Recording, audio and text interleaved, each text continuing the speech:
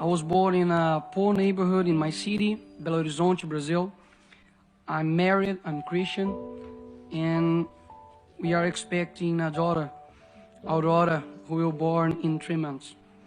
I became the most voted federal congressman in Brazil, and I'm here to warn you about what's happening in my country. I apologize if I make any mistakes in my speech. I'm still learning English.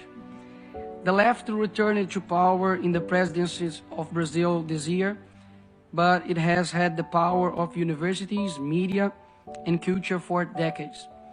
America is like a body, and its health is a tripod: patriotism, morality, and spirituality. If someone undermines these 3 areas, America will collapse from within. Stalin said this. They have known the secret for a long time and use all possible means to achieve their goal, the destruction of the family. But you may wonder, wouldn't that be too radical of an idea? Does anyone really want to do this?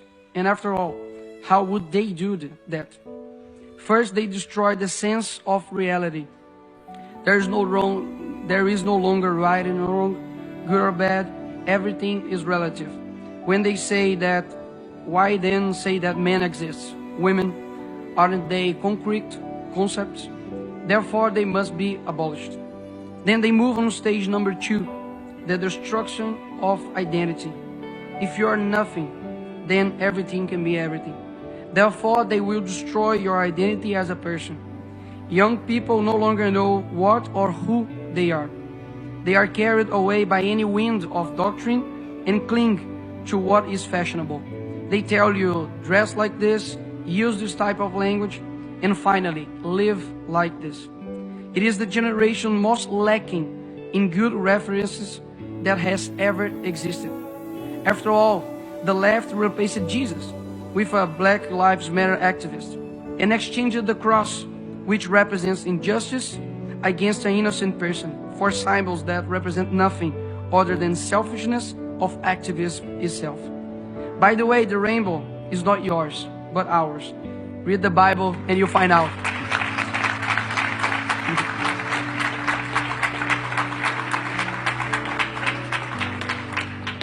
Also, beauty no longer exists. The focus is on shocking, whether in fashion, music, films, and TV series. The important thing is to sell a culture that delivers everything you want, except meaning of life. Slaves to their own will. A generation that cannot handle pain, confrontation, much less being told what is wrong. Who exchange their parents' advices for teachers who never carried them in their arms. Who commit the strange of the youth to actions that only serve those who are dominating them. They are too foolish to know that they are being used and who uses them. Like those who campaign for abortion, but ignore that 75 years ago, the Universal Declaration of Human Rights was published, which in its 3rd article states, everyone has the right to life. This is a 12-week-old baby. His or her heart is already beating. It has a fingerprint. There is no one in the world like this baby. When they find a bacteria on Mars, they call it life. But this child is just a clump of cells to them. To those who propagate death and help the largest silent genocidal movement, we will respond with a culture that recognizes the sacredness of life and encourages its acceptance. I renew my commitment of protecting the lives of children, both before and after birth. This is the first and most fundamental of rights. Without it, nothing else is possible. But it is not only tool they use to change our culture. Men who use it to lie about their ages, to go to war and fight for their country, but now lie about their biological sex to compete with women. How did we get to this point? Who is responsible for creating this generation? Where are the men and women with the courage to say they will not bow to tyranny? Are we watching the world collapse in front of our eyes and we are just going to watch it? No, we ain't nobody's slaves. Our freedom was achieved with a lot of sweat and blood. And it would be very naive to believe that it would be not with sweat and blood that we would maintain it. I come here to give a message to all who those still have hope in changing the world. The world will be a better place if there weren't so many people promising to improve it. It's a quote from philosopher Olavo de Carvalho, and that fits perfectly with Greta and Leonardo DiCaprio, for example, that supported our socialist president called Lula, a thief that should be in jail, and now we have Amazonia with the worst fire in 15 years, and they are just in silence and disappeared. Let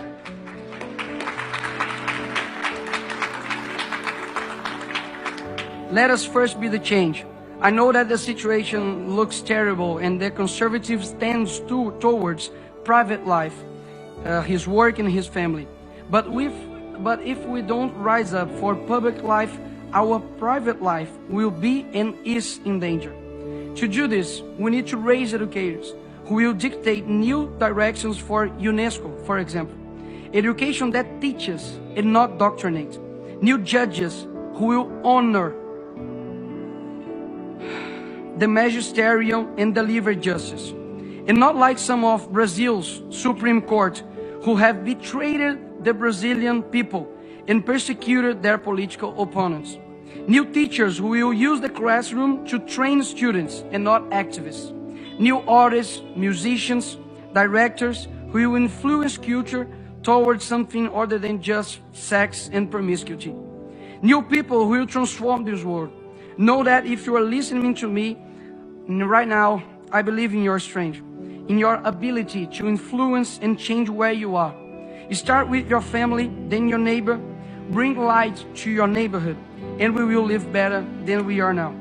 We never know the extent of our influence, where our voice will reach. But I hope I have reached your heart, because I'm speaking from it. Love is the only thing that transcends time and space.